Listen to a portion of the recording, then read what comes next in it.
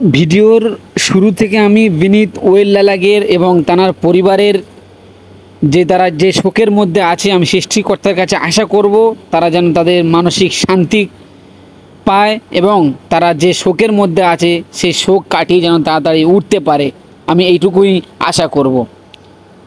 ভিডিওর প্রথমে আমি আপনাদেরকে বলে রাখি, এটা ক্রিকেটের জন্য খুবই দুঃখজনক ঘটনা। যারা স্পোর্টস, যারা খেলা দেখে, যারা ক্রিকেট ভক্ত, তাদের জন্য এটি খুবই দুঃখজনক ঘটনা। গতকাল আফগানিস্তান এবং শ্রীলঙ্কার ম্যাচের মধ্যে বিনীত ওয়েল্লালার 5টি 6 মারে মোহাম্মদ নবী। আমরা দেখেছি মোহাম্মদ নবী লাস্ট ওভারে 32 রান নিয়েছে বিনীত ওয়েল্লালাগের বলে।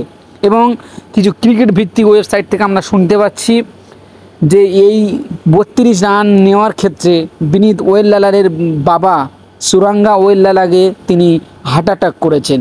তিনি চিন্তা ভাবনায় হার্ট অ্যাটাক করেছেন যে আমার ছেলে কি আর দেশের হয়ে খেলতে পারবে, আমার ছেলের কি ক্যারিয়ার এখানেই শেষ হয়ে গেল। তিনি এরকম চিন্তা ভাবনায় হার্ট অ্যাটাক করেছেন এবং ম্যাচের 1-2 ওভার আগে এই খবরটি বিনীত ওয়েল্লালাগের কানে পৌঁছায় এবং তিনি কান্নায় ভেঙে পড়েন।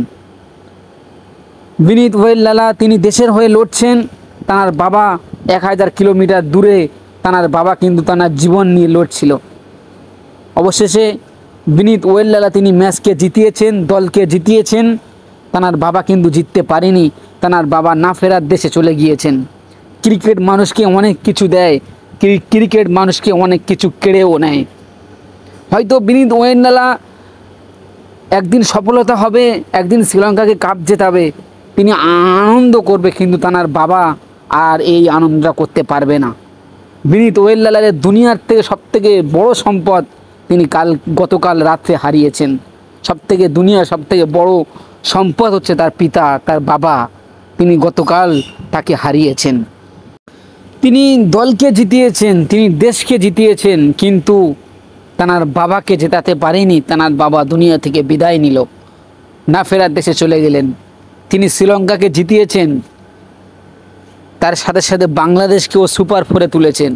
লিটন কুমার দাস তিনি এই খবরটা শুনে তিনি তার অফিসিয়াল ফেসবুক পেজ থেকে তিনি স্টোরি দিয়েছেন, বিনীত তুমি মাথা উঁচু করে চলো, বিনীত আমি আশা করব তুমি এই শোক কাটিয়ে আবার ফিরবে, আবার তুমি মাথা উঁচু করে চলবে, এই কষ্টের দিন তুমি কাটিয়ে আবার সুখের দিন পাবে।